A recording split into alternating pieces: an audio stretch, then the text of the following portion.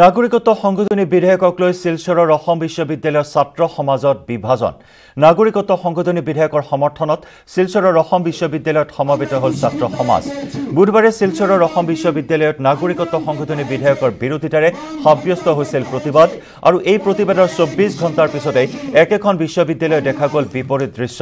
বিশ্ববিদ্যালয়খনৰ একাংশ ছাত্ৰই বিধেয়কখনৰ বিৰোধিতা কৰাৰ বিপৰীতে আন একাংশই বিধেয়কখনৰ সমৰ্থনত একগোট হ'ল বিশ্ববিদ্যালয়ৰ প্ৰৱেশদ্বাৰত উগ্ৰ জাতীয়তাবাদ বিৰোধী স্লোগানেৰে শিক্ষাৰ্থীসকলে শীঘ্ৰেই এই বিধেয়কখন উভয় সদনত অনুমোদনৰ দাবী জনাই বৃহস্পতিবাৰে সন্ধিয়া বিশ্ববিদ্যালয়ৰ শিক্ষাৰ্থীসকল এখন পথ সভাৰ আয়োজন কৰে বিধেয়কখন গৃহীত কৰাৰ দাবীও উত্থাপন কৰে বিধেয়ক সমৰ্থনকাৰী ছাত্ৰ-ছাত্ৰীসকলে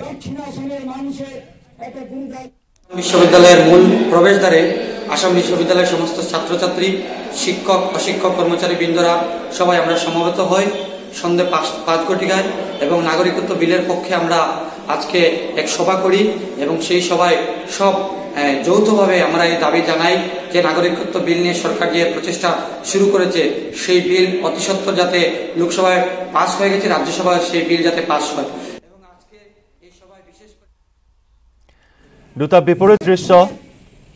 অসম বিশ্ববিদ্যালয়ৰ একাংশ ছাত্ৰই বিধেয়ক বিৰোধী প্ৰতিবাদ সাব্যস্ত কৰাৰ 24 ঘণ্টাৰ পিছতে এই বিধেয়কৰ সমৰ্থনত পথসভাৰ আয়োজন কৰে একাংশ ছাত্ৰই অতি শীঘ্ৰেই উভয় সদনত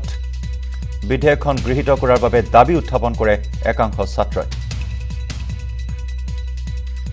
বিশ্ববিদ্যালয়ৰ যিসকল ছাত্ৰ আছে আমি সকলো ছাত্ৰ একত্ৰিত হৈছো আৰু আমি মৌন এক প্ৰতিবাদ কৰিবলৈ আমি বাধ্য হৈ পৰিছো যি ধৰণে অসম চৰকাৰ তথা কেন্দ্ৰীয় ভাৰত চৰকাৰে আমাৰ সমগ্ৰ অসমবাসী তথা উত্তৰ পূৰ্বৰ খিলঞ্জীয়া ৰাইজৰ ওপৰত মাধমাৰ খুদাই যিদৰে এই নাগৰিকত্ব সংশোধনী বিধেয়কৰ আমাৰ ওপৰত জাপি দিব বিচাৰিছে তাৰ আমি ছাত্ৰ সমাজে আমি তীব্ৰ প্ৰতিবাদ জনাইছো গতিকে আমি ইয়াৰ পৰাই আমি বৰাকৰ বুকুৰ পৰাই আমি জনাই দিব বিচাৰিছো যে আমিও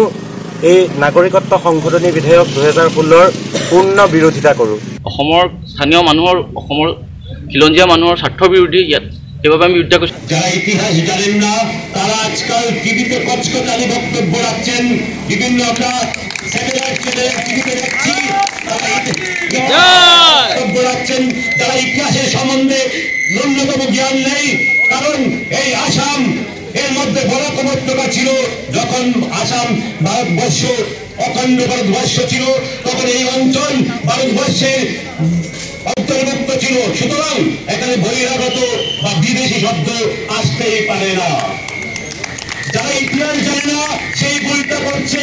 সেই সব তাত্ত্বিকরা যারা আসামে অশান্তি তৈরি করছে তাদেরকে আমি ধিক্কার জানাই যারা আসামকে জ্বালিয়ে দিতে চাইছে তাদেরকে ধিক্কার জানাই যারা ইতিহাসের ন্যূনতম জ্ঞান না জানে টিভির কচকচানির মধ্যে পড়ে রাজনীতি করে যাচ্ছে